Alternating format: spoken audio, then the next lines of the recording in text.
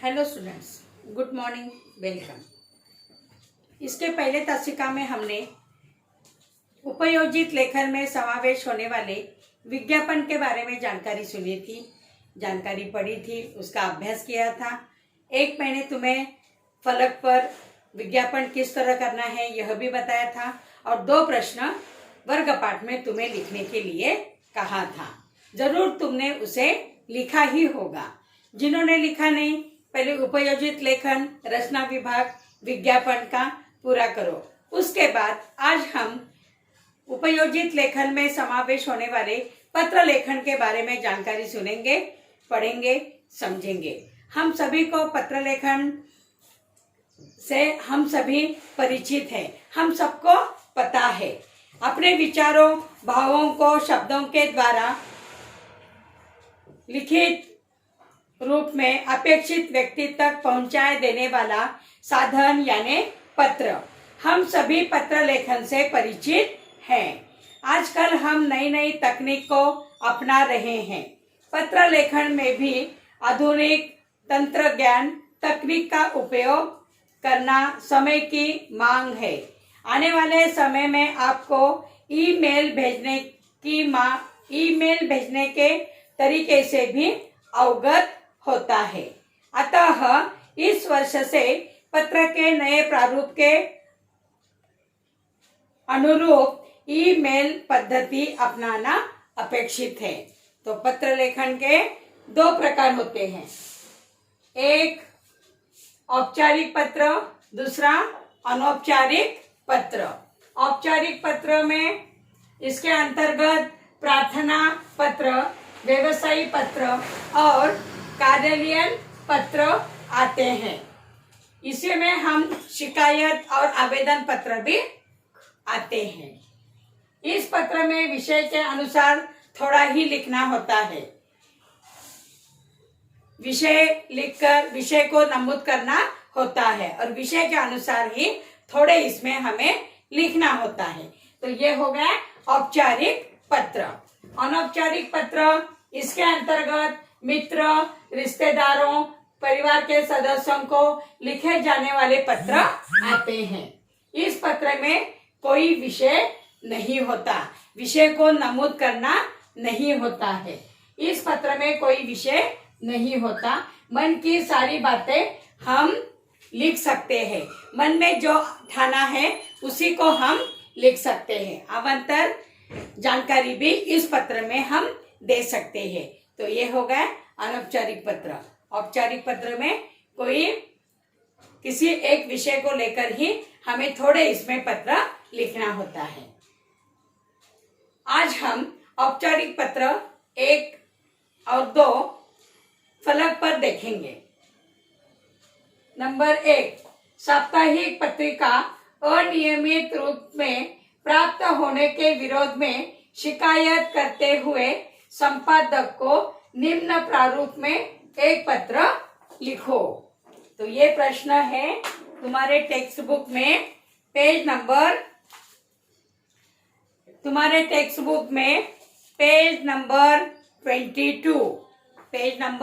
22 पर ये प्रश्न दिया हुआ है। उसके नीचे उसकी जानकारी भी दी गई है। पत्र किस तरह से लिखना चाहिए, पिछले ये साल से थोड़ा बदलाव आ गया है। लिफाफे की जरूरत नहीं है, ईमेल की तरह हमें ये पत्र लिखना है। तो पेज नंबर 22 पर कोई साप्ताहिक पत्रिका अनियमित रूप में प्राप्त होने के विरोध में शिकायत करते हुए संपादक को निम्न प्रारूप में पत्र लिखो। तो सभी के पास टेक्स्ट बुक्स है, पेज नंबर 22 निकालो और वहां पर देखो, वहां पर उन्होंने मायना भी करके बताया है। तो आज हम पत्र लेखन के बारे में जानकारी हमने सुनी है। औपचारिक पत्र, अनौपचारिक पत्र। औपचारिक पत्र में व्यवसायिक कार्यालयीन पत्र आते हैं। व्यवसायिक, किसी दुकानदार से हमने अगर टीवी खरीदा है तो उसकी कुछ बिगाड़ हो गई है, तो ऐसे इसमें उसको शिकायत करते हुए पत्र लिखते हैं। किसी दुकानदार को हम पत्र लिखते हैं तो बुक्स मंगवाने हैं हमें, तो हम बुक्स मंगवाने के लिए पत्र लिखते हैं, वो वेबसाइट में आता है। आवेदन पत्र, किसी पाठशाला से तुम्हें 2 दिन की छुट्टी चाहिए, उसके लिए तुम वर्ग शिक्षक या प्राचार्य को पत्र लिखकर उसकी परमिशन तुम यहाँ पर अनुमति ले सकते हैं, ये औपचारिक पत्र में। और सगे संबंधियों को जो पत्र लिखे जाते हैं वे पत्र होते हैं अनौपचारिक पत्र। अनौपचारिक में कोई एक विषय नहीं होता, ढेर सारी बातें हम वहां पर लिख सकते हैं। तो हमसे दूर रहने वाले व्यक्ति के लिए ये पत्र लेखन लिखा जाता है। 11 जुलाई 2020 प्रति संपादक महोदय, किशोर साप्ताहिक पत्रिका, मुंबई 64। विषय साप्ताहिक पत्रिका अनियमित रूप में प्राप्त होने के विरोध में शिकायत करने हेतु पत्र। महोदय, मान्यवर या महोदय हमें लिखना होता है आदरार्थी व्यक्ति होने के कारण। महोदय, हम पिछले 2 वर्षों से किशोर साप्ताहिक पत्रिका के पाठक हैं। मैं इसका वार्षिक सदस्य हूँ, वार्षिक मेंबर हूँ, सदस्य यानी मेंबर। पत्रिका की वार्षिक राशि भी समय से भेज देते हैं, फिर भी पत्रिका हमें नियमित रूप से नहीं प्राप्त होती है, नहीं मिलती है। कृपया पत्रिका नियमित रूप से समय पर भेजने की कृपा करें।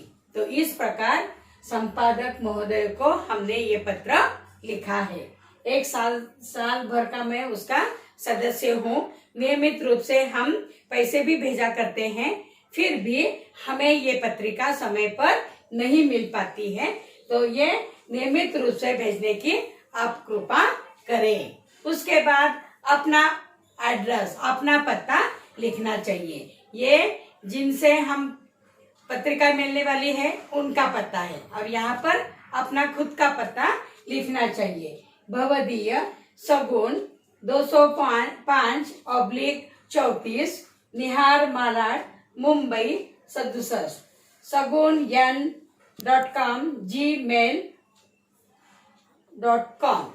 इस तरह हमें पत्र पूरा करना है। औपचारिक पत्र में और अनौपचारिक पत्र में कोई लिफाफा करने की जरूरत नहीं होती है, ईमेल द्वारा ये पत्र लिखे जाते हैं।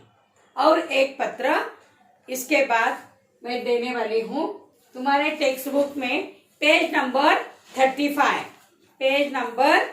35 पर ये पत्र है।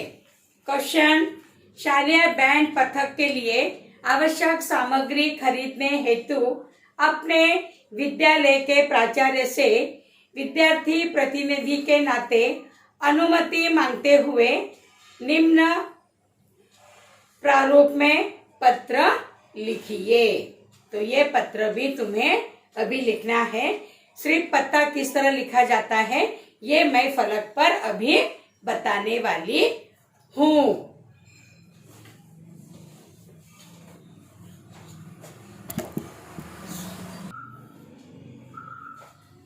11 जुलाई 2020 सेवा में प्राचार्य महोदय, बसवनप्पा वाले new English medium school Latur.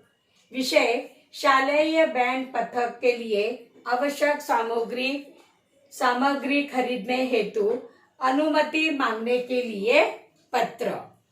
मान्यवर महोदय, मैं हर्षित कुलकर्णी आपके प्रतिष्ठित विद्यालय का विद्यार्थी हूँ। अपने शालेय बैंड पथक के लिए कुछ आवश्यक सामग्री की आवश्यकता है। इस सामग्री अभाव में बच्चों का ये अभ्यास प्रभावित नहीं हो रहा है। 15 अगस्त की तैयारियां भी हमें करनी है। सामग्री की सूची: बेस ड्रम 1, बिगुल 1, झांझ 1 जोड़ी यानी 2, साइड ड्रम 1 जोड़ी यानी 2, 5वां ट्रायंगल 1। हमें आशा नहीं, पूर्ण विश्वास है कि हमारी प्रार्थना को स्वीकार करते हुए आप शीघ्र सामग्री मंगवाने के आदेश देंगे। धन्यवाद सहित यहाँ पर विद्यार्थी प्रतिनिधि का पता हमें लिखना है। धन्यवाद सहित प्रार्थी हर्षित कुलकर्णी, विद्यालय प्रतिनिधि, कक्षा 8वीं, बालय विद्यालय, संभाजीनगर, लातूर। तो इस प्रकार पता लिखना है।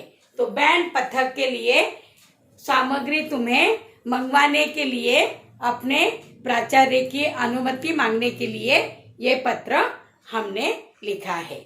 समझ में आ गया?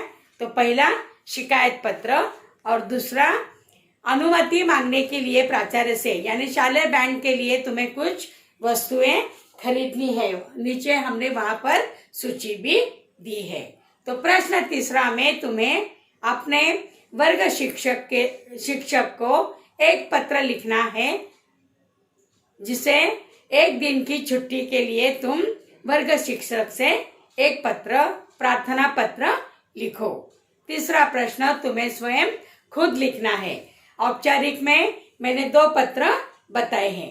पहला शिकायत करने का, पत्रिका सामूहिक नियमित रूप से नहीं मिलती, उसके बारे में जानकारी। और दूसरे पत्र में प्राचार्य की अनुमति मांगने के लिए, किसके लिए अनुमति थी? ये पथक बैंड के लिए कुछ सामग्री हमें बाहर से मंगवानी थी, उसके लिए अनुमति पत्र प्राचार्य को लिखा है। और तीसरे इसमें अपने वर्ग शिक्षक वर्ग शिक्षिका को एक प्रार्थना पत्र लिखो, तुम्हें 1 या 2 दिन की छुट्टी चाहिए। समझ में आ गया? तो आज हमने पत्रों के 2 रूप देखे, औपचारिक अनौपचारिक। नंबर 1, नंबर 2 मैंने खुद फलक पर लिख कर दिया है, बताया है।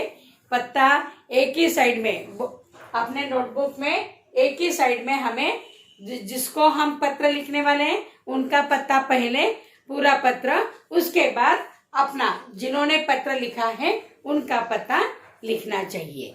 समझ में आ गया सभी को? धन्यवाद।